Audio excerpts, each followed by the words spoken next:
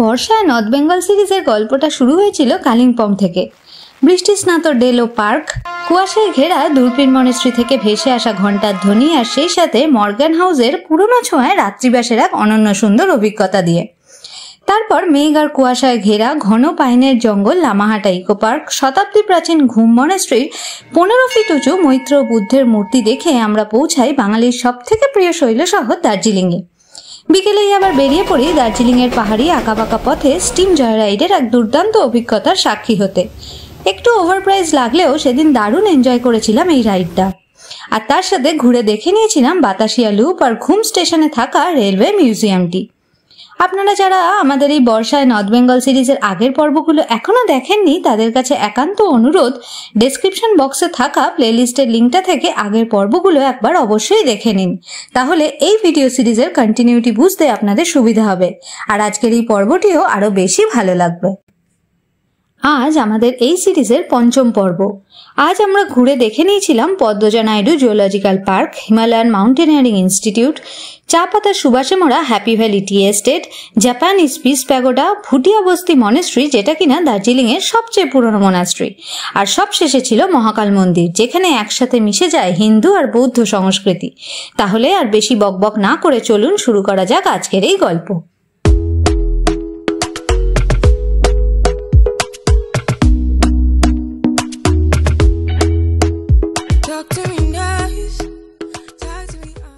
Good morning সবাইকে।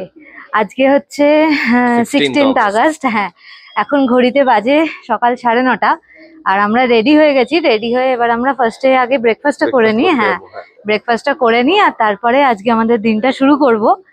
আর কিছু বল। আর আমরা ব্রেকফাস্ট করে তারপরে যাব হচ্ছে দার্জিলিং হিমালয়ান ইনস্টিটিউটে, দেন জুতে। এখান থেকে ওই জুটা কত কিলোমিটার দেখলি? 2 কিলোমিটার মতো। হ্যাঁ, কোনো গাড়ি নেবো না। তারপরে ইচ্ছা আছে একবার ওই জাপানিজ পিস প্যাগোডা আর ডালি মনেস্ট্রিতেও যাওয়া। তো দেখবো যেরকম হয় সেরকম দেখাবো আপনাদেরকে। তবে আজকে আমরা পুরোটাই ঘুরবো হচ্ছে নয় পায়ে হেঁটে বা শেয়ার ট্যাক্সি করে। কোনো ফিক্স প্ল্যান আমাদের কিছু নেই। বুক করিনি এখন অবধি। হোপফুলি আশা করছি যে গাড়ি বুক করতে লাগবে না। তো দেখা যাক। এখন আজকে সকাল থেকে মেঘলা ছিল, কিন্তু এখন বেশ দারুণ একটা রোদ ঝলমলে সকাল হয়েছে। তো দেখা যাক। তো চল আগে ব্রেকফাস্টটা করে নি, খিদে পেয়ে গেছে। করে আসি, 9:30 বাজতে চলো। ব্রেকফাস্ট করা হয়নি, ব্রেকফাস্ট করে আসি। আর ব্রেকফাস্টে গিয়ে দেখাচ্ছি কি কি মেনু রয়েছে, দেন তারপরে বেরোবো। সো পুরো দিনটা, ভিডিওটা স্কিপ না করে পুরো দিনটা আমাদের সাথে থাকুন। তো এখানেই রয়েছে বয়েলড এগ আর চিকেন সালামি, দেন এখানে আছে হচ্ছে দই বড়া আর পোহা, দেন এখানে আছে হচ্ছে পরোটা, প্লেন পরোটা, আর এটাই মোস্ট প্রবলি আলুর তরকারি। আর এখানে তো সিরিয়ালস আর কর্নফ্লেক্স রয়েছে, দুটো একই যদিও, চকোজ নাকি বলে, চকোজ আর কর্নফ্লেক্স। আর এখানে তরমুজ আর রয়েছে, আর পাকা পেঁপে রয়েছে, আর ফ্রুট জুস রয়েছে। ইয়ে কিসকা জুস है? Mango juice. আর এখানে তো চা কফি যার যেরকম রিকোয়ারমেন্ট রয়েছে। অনেক কিছু আইটেম রয়েছে, কারণ আমি দেখে কনফিউজ হয়ে গেলাম আমি কোনটা খাবো কোনটা খাবো না। তো দেখি প্লেটটা নিই, দেন দেখাচ্ছি। ও হ্যাঁ, আরেকটা জিনিস দেখাতে ভুলে গেছি, সেটা হচ্ছে যে এখানে ব্রেড রয়েছে। আপনারা চাইলে টোস্ট করে খেতে পারেন, আর যদি ব্রেড অমলেটও খান তাহলে ওনাদেরকে বললে ওরা অমলেট টেবিলে সার্ভ করে দিয়ে যাবে। আমি নিয়ে নিয়েছি হচ্ছে একটা চিকেন সালামি, একটা পরোটা আর আলুর তরকারি, সাথে দই বড়া রয়েছে ওটাও নিয়েছি, আর কফি নিয়েছি। আর ম্যাডাম নিয়েছে হচ্ছে চিকেন সালামি, দই বড়া, অমলেট, ব্রেড আসছে টোস্ট হয়ে, আর জ্যামও রয়েছে সাথে, ম্যাঙ্গো জুস আর তরমুজ। আমি একটু পরে গিয়ে উঠে তরমুজটা নিচ্ছি।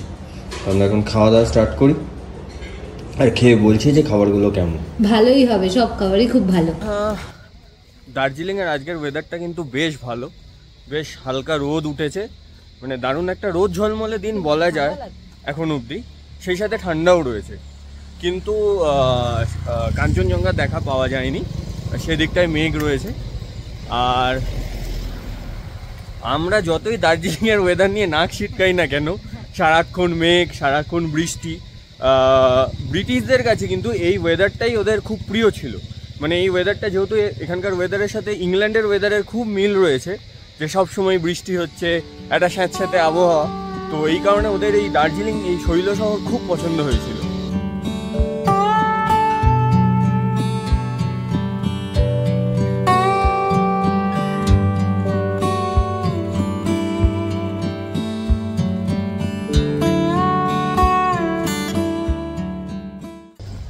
জুতে আসতে আমাদের সময় লাগলো পাক্কা হোটেল থেকে 15 মিনিট, ওই 15-20 মিনিটের মাঝামাঝি, 16-17 মিনিট লেট।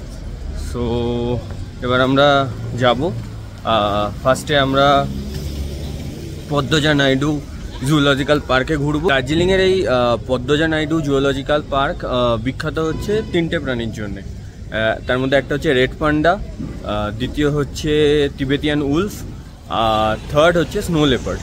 তো আমরা যাই, গিয়ে দেখি যে আমরা দেখা পাই কি না।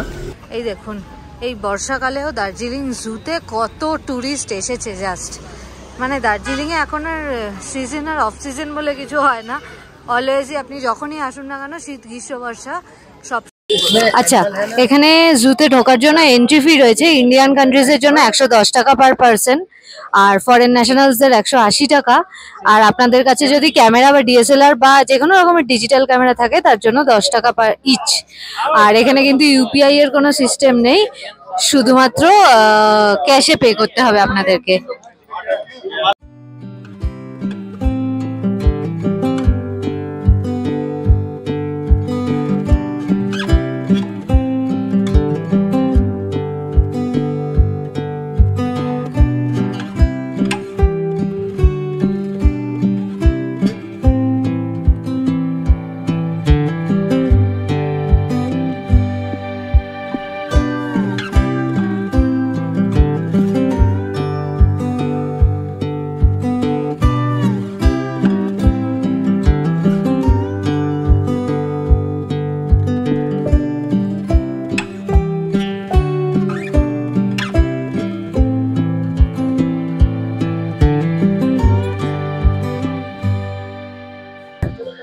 এখন আমরা জুতে ঘুরছি আর ওপরে উঠছি। প্রথমে ঢুকেই আগে রেড পান্ডা দেখলাম। দর্শন দিয়েছে, অনেকবার দর্শন দিয়েছি, অনেকগুলো আছে না। আমি এতদিন আমি জুতে এসেছি কিন্তু রেড পান্ডা দেখিনি। ভালো লাগলো দেখে, রেড পান্ডা এত কিউট হয়, ইচ্ছে হচ্ছিল বাড়ির জন্য একটা নিয়ে যেতে। যাই হোক, এবারে তো এই দিকটাতে তো হরিণ টরিন অনেক কিছু আছে, ওগুলো দেখতে দেখতে উঠছি, হাঁপিয়ে গেছি একটু। হ্যাঁ, এবারে আমাদের মেন যেটা এম সেটা হচ্ছে গিয়ে টাইগারটা দেখার।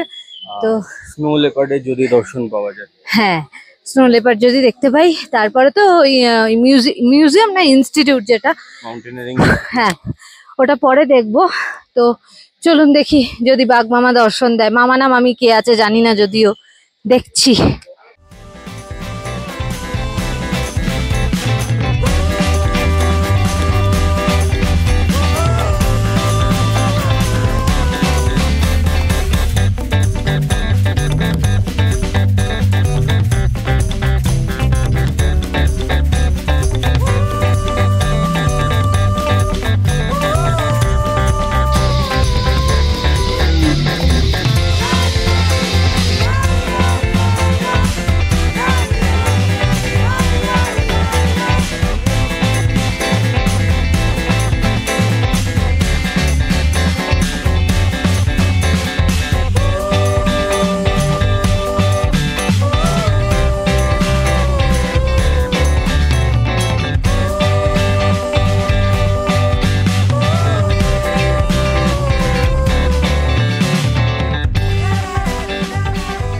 আমরা এসে পৌঁছলাম হিমালয়ান মাউন্টেনিয়ারিং ইনস্টিটিউটে। আর এর ভেতরে কোনো রকমভাবে ফটোগ্রাফি ভিডিওগ্রাফি অ্যালাউড নয়, তাই ভেতরটা আপনাদেরকে দেখাতে পারছি না। তবে আপনারা যদি দার্জিলিং আসেন তবে অবশ্যই একবার এই মিউজিয়ামটাতে আসবেন।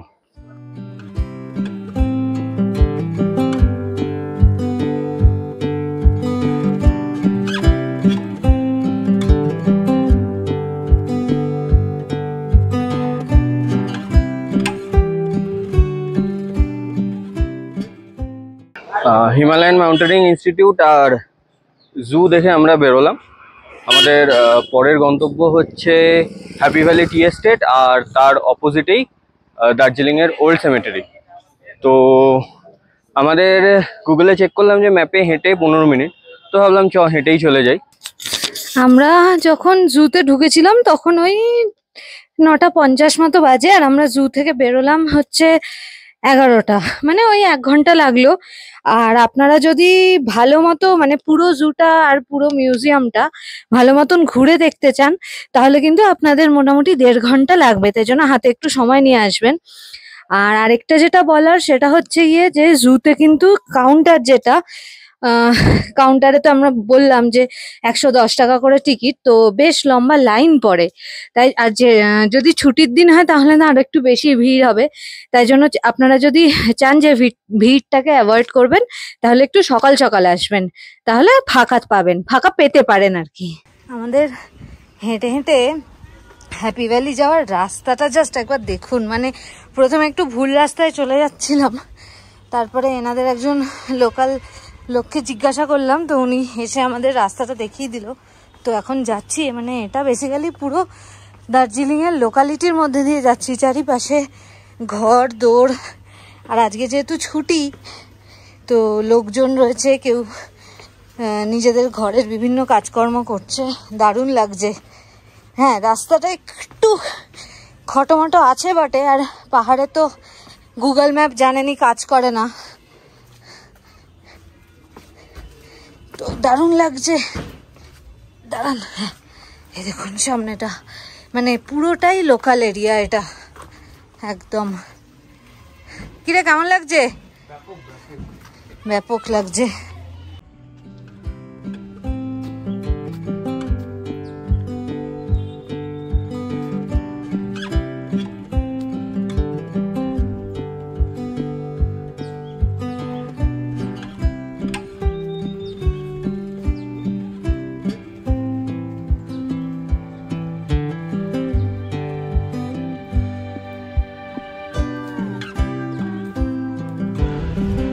আর এই হচ্ছে পুরো happy valley tea estate.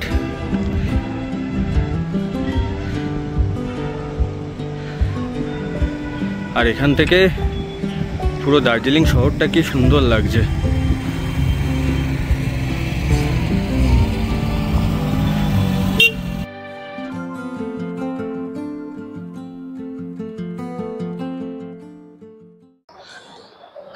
Darjeeling জু থেকে বেরিয়ে আপনারা যদি লেবংকাট রোড বরাবর মিনিট 15 মতো হাঁটেন তাহলেই আপনারা হ্যাপি ভ্যালি টি এস্টেট পৌঁছে যাবেন।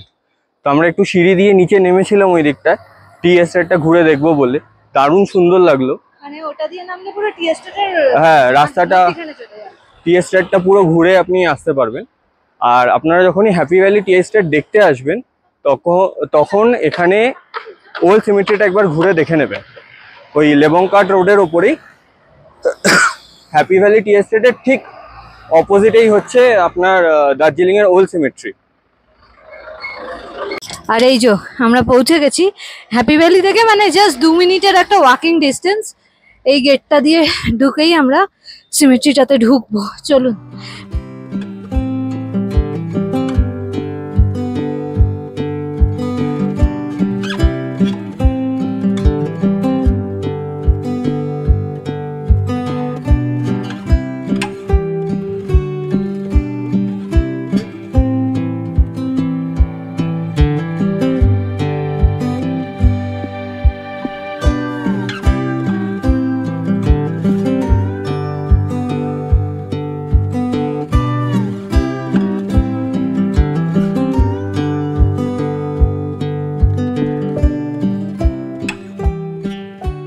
ওল্ড সিমেট্রিটা দেখে আমরা বেরোলাম, কিন্তু ওল্ড সিমেট্রিটার এখন যা বেহাল দশা দেখলাম, আমি আর কোনো আইডিয়া নেই যে ওই জায়গাটাকে ওরকম অযত্নে কেন ফেলে রেখেছে। যাই হোক, আমি যখন 5 বছর আগে এসেছিলাম তখন জায়গাটা খুব ভালো ছিল, তো কিন্তু এখন ভিডিওতে আপনারা দেখেছেন যে কিরকম অযত্নে পড়ে রয়েছে, চারিদিকে ঘাস ফাস জন্মে, মানে খুবই বেহাল দশা। যাই হোক, ওল্ড সিমেট্রি দেখে আমরা কিছুটা এগিয়ে একটা শেয়ার ট্যাক্সি নিলাম। তো এই সময় আপনারা একটু বার্গেন করে নেবেন। আমরা ওখান থেকে চলে এলাম ডিরেক্ট পিস প্যাগোডায়, আমাদের পরবর্তী গন্তব্য। মোটামুটি ওই পার হেড 200 থেকে 250 টাকা ওরা নেবে। তো আপনারা একটু বার্গেন করে নিলে আমার মনে হয় বেটার হবে। মানে ওরা 1000 থেকে শুরু করবে, কিন্তু মানে 1000 আর কি পার গাড়ি, কিন্তু আপনি শেয়ারে ওই মোটামুটি 200 থেকে 250-র মধ্যে হয়ে যাবে।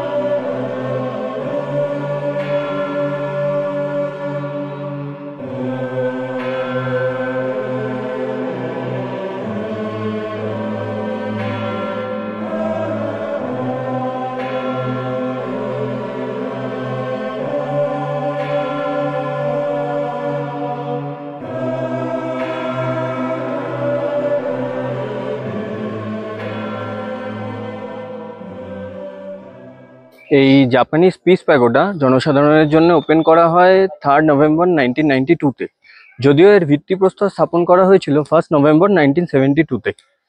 আর জাপানের নিপোজম বুদ্ধিজম সেক্টরের এক মং নচিদাস্তো ফুজি, তার তত্ত্বাবধানেই এই জাপানিজ পিস প্যাগোডাটা গড়ে ওঠে। আর এর হাইট হচ্ছে প্রায় 94 ফিট। আর পিস প্যাগোডার সামনে আমরা বুদ্ধের মৈত্রী রূপ দেখতে পাই। আর এছাড়া বুদ্ধের যে 4 রূপ রয়েছে এই পিস প্যাগোডার চারিদিকের দেয়ালে, সেই রূপগুলো দেখা যায়। রোদ ঝলমলে দিনে কিন্তু এই পিস প্যাগোডার ঠিক এই দিক থেকেই দারুণ সুন্দরভাবে কাঞ্চনজঙ্ঘা ভিজিবল।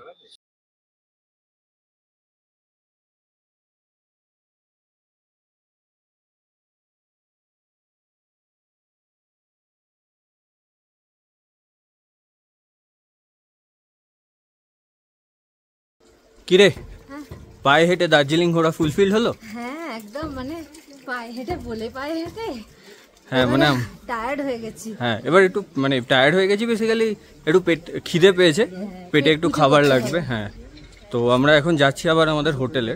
পিস প্যাগোডা থেকে হোটেল অ্যারাউন্ড 2.5-3 কিলোমিটার। দেখি মানে অন দ্য ওয়ে কোনো শেয়ার গাড়ি পাই নাকি, নইলে হেঁটেই মেরে দেবো। আর ওয়েদারটা বেশ ভালোই দেখতে পাচ্ছি আমি, হালকা হালকা রোদ উঠেছে, খুব গায়ে রোদটা লাগছে না, মাঝে মাঝে মেঘলা হয়ে যাচ্ছে। তো যাই, কিন্তু এখন একটু খিদে পেয়ে গেছে। ঘড়িতে প্রায় ওই 1:15 মতো বাজে। তো যাই হোটেলে গিয়ে আমরা লাঞ্চ করি। লাঞ্চে কি কি খাচ্ছি সেটা দেখাবো আপনাদেরকে।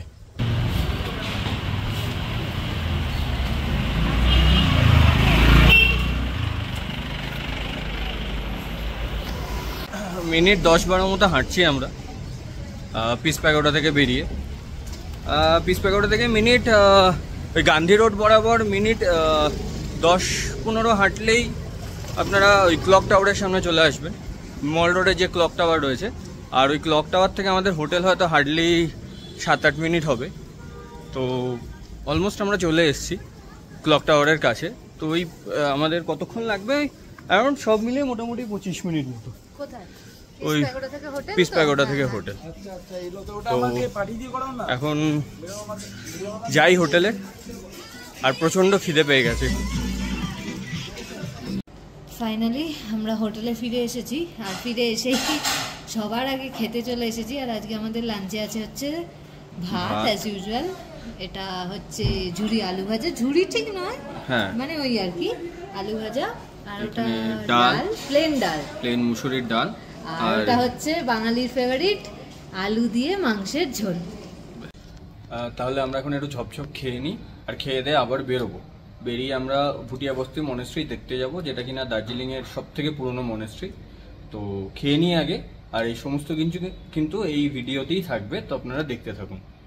কালকে যখন আমরা চেক ইন করেছিলাম তখন তো বলেছিলাম যে আমাদের এই রুমটা ভিউ রুম, কিন্তু কালকে এত মেঘ ছিল যে আমরা তো আপনাদেরকে দেখাতেই পারিনি।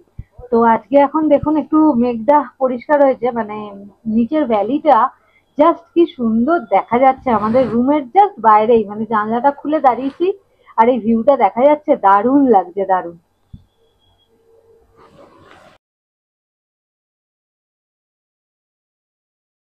লাঞ্চ করে ফ্রেশ হয়ে এখন আমি এলাম হচ্ছে আমাদের হোটেলেরই ওপর ভিউ পয়েন্টটাতে। তো এখন বাজে প্রায় 3:15 মতো। এবার আমরা যাব হচ্ছে ফার্স্টে ভুটিয়া বস্তি মনাস্ট্রিতে, দেন মহাকাল মন্দিরে। তো ভুটিয়া বস্তি মনাস্ট্রি এখান থেকে হেঁটে অ্যারাউন্ড 15-20 মিনিট মতো লাগবে। তো যাই ওখানে এখন।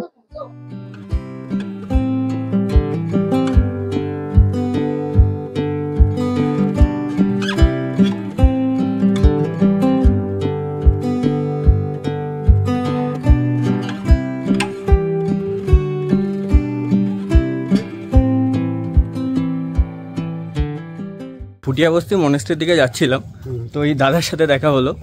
দাদার নাম হচ্ছে রাজেন রানা। সো আমি দাদাকে জিজ্ঞেস করছিলাম যে আমাদের ভুটিয়া বস্তি মনেস্ট্রিটা কোন দিকে। তো দাদা বললো যে চলো, আমি ওই দিকেই যাচ্ছি, আমার সাথেই চলো। মানে এই মনেস্ট্রিটাতে এলে আপনারা মানে দার্জিলিংয়ের একদম লোকাল লোকদের, মানে লোকাল জায়গার ভেতর দিয়ে আসতে পারবেন। এই যে আমরা এসে ফাইনালি পৌঁছে গেছি। এইটা হচ্ছে গিয়ে গেট, খোলাই আছে। তো চলুন ভেতরে যাই।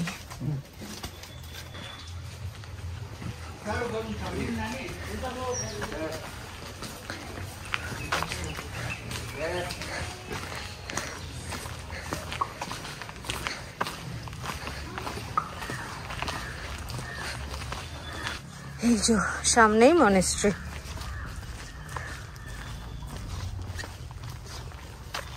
এবার গিয়ে দেখি চলুন মনেস্ট্রিটা খোলা আছে কিনা। মেন গেটটা তো খোলাই ছিল, ভেতরটা খোলা আছে কিনা। মনেস্ট্রিটা দেখতে কিন্তু দারুণ সুন্দর, দেখাচ্ছি আপনাদেরকে সামনে গিয়ে ভালো করে।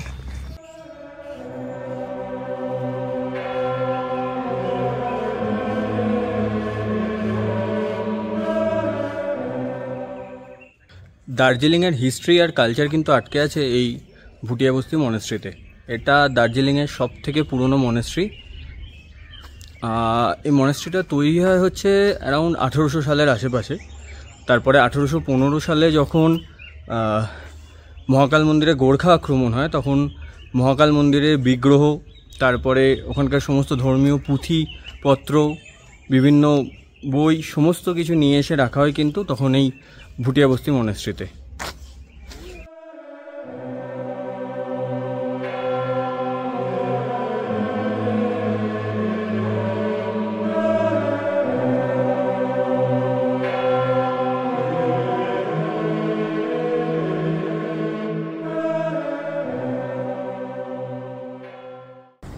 রাস্তাটা এতটা চড়াই, নিচে একটা দাদার বাইক পেয়ে গেলাম। বাইক পেয়ে বললাম যে দাদা একটু ছেড়ে দাও। তো আমি একটা বাইকে আসছি আর তিস্তা পেছনে আর একটা বাইকে আসছি। কিরে, বাইক রাইড কেমন এনজয় করলি? বাইক রাইডটা খুব ভালো এনজয় করেছি। আরে হ্যাঁ, মানে বাইকগুলো এত উঁচু হয় না, আমি উঠতে পারি না। তার মধ্যে আমার বাইক চড়ার খুব একটা এক্সপিরিয়েন্স নেই। যাই হোক ভালো। আর আমার যে দাদাটা নিয়ে এলো তার বাড়ি বারাসাতে, তো আমি তার সাথে আবার আস্তে আস্তে গল্প করছিলাম। একটু একটু ভয় পাচ্ছিলাম, রাস্তাটা খারাপ। হ্যাঁ, মানে ভুটিয়া বস্তি মনেস্ট্রি যাওয়ার রাস্তাটা খারাপ, মানে খুবই খারাপ। ভুটিয়া বস্তি মনেস্ট্রি যাওয়ার সময় আপনি নেমে তো যাবেন, তাতে কোনো অসুবিধা নেই, কিন্তু ওঠার সময় জান বেরিয়ে যাবে। তো যাই হোক আমরা মনেস্ট্রি থেকে বেরিয়ে, আর আমি জানতাম যে এখানে এরকম বাইকে করে যাতায়াত হয়। তো আমি দাঁড়ালাম ওখানে। তো বললো যে এরকম একটুখানি ছেড়ে দাও আমাদের দুজনকে। বললো যে দুটো বাইক আসলো, দিয়ে আমরা চলে এলাম।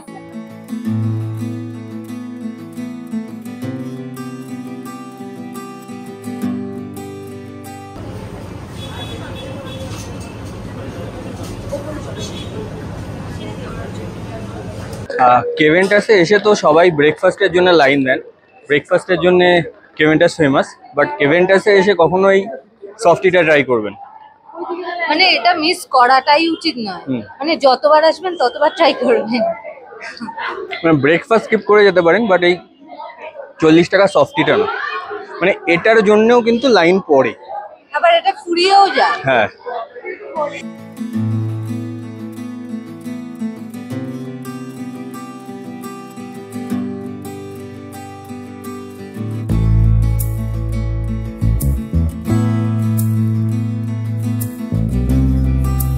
কেভেন্টাস থেকে সফটি খাওয়ার পর এবার আমাদের পরবর্তী গন্তব্য হচ্ছে মহাকাল মন্দির, তো যাচ্ছি সেখানে।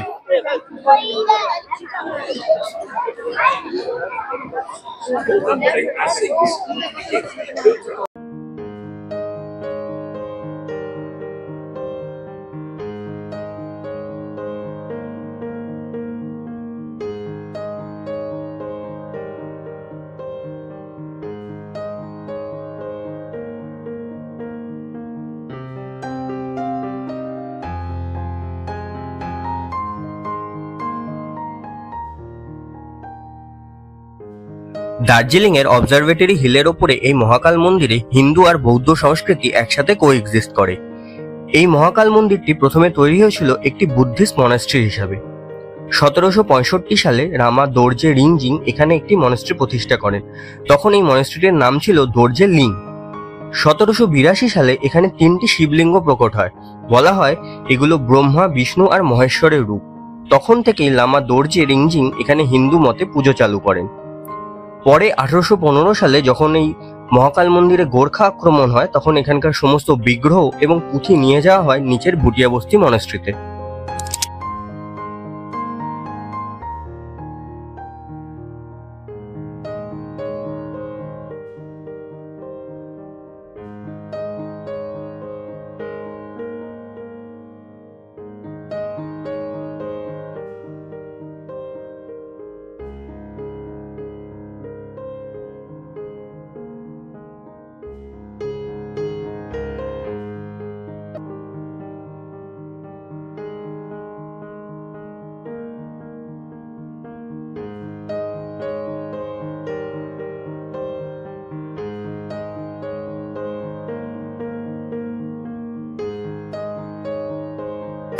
এতদিন দার্জিলিং আসা মানেই আমরা যেটা দেখতাম যে মহাকাল মন্দির যাওয়ার রাস্তার দুপাশে যে বিশাল মার্কেট, এখন আর সেই মার্কেট কিছুই নেই, সব তুলে দিয়েছে, তুলে দিয়ে এইখানটায় করেছে।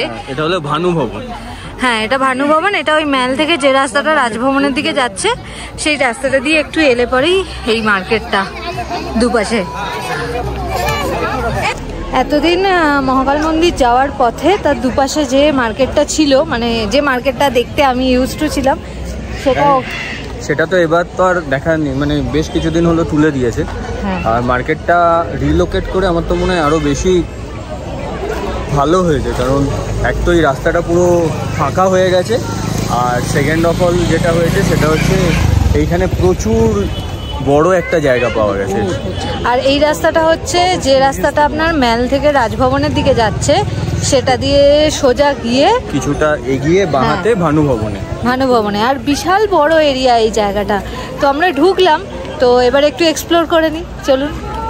এখন ঘড়িতে বাজে ওই 8টা মতো বাজে। আর 8টা বাজেনি, এখনো দেরি আছে, 8টা বাজে 7:40 মতো। হ্যাঁ, তো আমরা ম্যাল থেকে ঘুরে হোটেলে চলে এসেছিলাম, মানে এসেছি, যাই হোক। এবারে একটু ফ্রেশ হবো, রেস্ট নেবো। সারাদিন ধরে আজকে আমাদের প্রচুর জার্নি হয়ে গেছে, মানে টায়ার্ড লাগছে, এবারে একটু রেস্ট নেবো। এবার রাত্রের ডিনারটা নিয়ে আমরা একটু ডাউটফুল আছি, কারণ ঠিক বুঝতে পারছি না যে আবার বাইরে কোথাও যাব।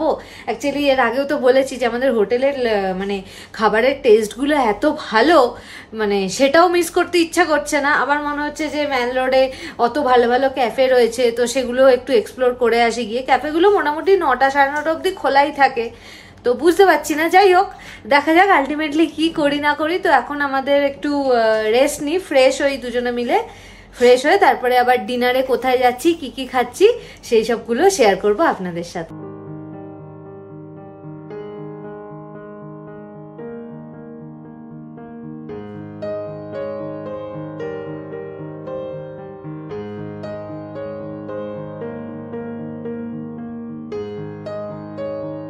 আর বেশি ভাবনা চিন্তাতে যাইনি, ডিরেক্ট একদম হোটেলের রেস্টুরেন্টেই চলে এসেছি।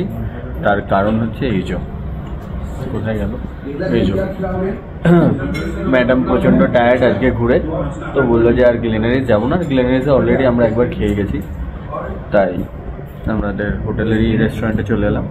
তো নিয়ে নিয়েছি আমরা নিয়েছি হচ্ছে স্টার্টারে চিকেন উইংস, আর তার সাথে খাবো হচ্ছে রুটি, আর রুটির সাথে খাবো হচ্ছে নেপালি আলু। আর এই হচ্ছে চিকেন উইংস, আর এই চলে এসছে রুটি, তার সাথে নেপালি আলুর দম। সো ফাইনালি দারুণ সুন্দর একটা ডিনার করলাম। ডিনার করে এখন আমরা রুমে চলে এসেছি। আর আজকে আমরা পায়ে হেঁটে দার্জিলিং এক্সপ্লোর করার চেষ্টা করেছি। মোটামুটি যে কমন ট্যুরিস্ট স্পটগুলো এখানে এলে পরে মানুষজন ঘুরে দেখে, সেইগুলোই আমরা পায়ে হেঁটে ঘোরার চেষ্টা করেছি। আর সেই এক্সপিরিয়েন্সও আপনাদের সামনে তুলে ধরলাম যতটা সম্ভব ততটা। আশা করছি আপনাদের ভালো লাগবে, আর যদি ভালো লাগে তাহলে ভিডিওটাতে একটা লাইক, আর আমাদের চ্যানেলটাকে সাবস্ক্রাইব করতে কিন্তু একদম ভুলবেন না। আমরা কালকে বাড়ি ফিরে যাব মিরিক হয়ে, আর সেই সব গল্প থাকবে, সেই গল্প আপনাদের সাথে শেয়ার করব এই দার্জিলিং সিরিজের নেক্সট পর্বে। হ্যাঁ, আর ততক্ষণ সবাই ভালো থাকবেন, সুস্থ থাকবেন, আনন্দে থাকবেন, আর সঙ্গে রাখবেন আমাদের চ্যানেল ঘোরাঘুরি.com। Bye, good night.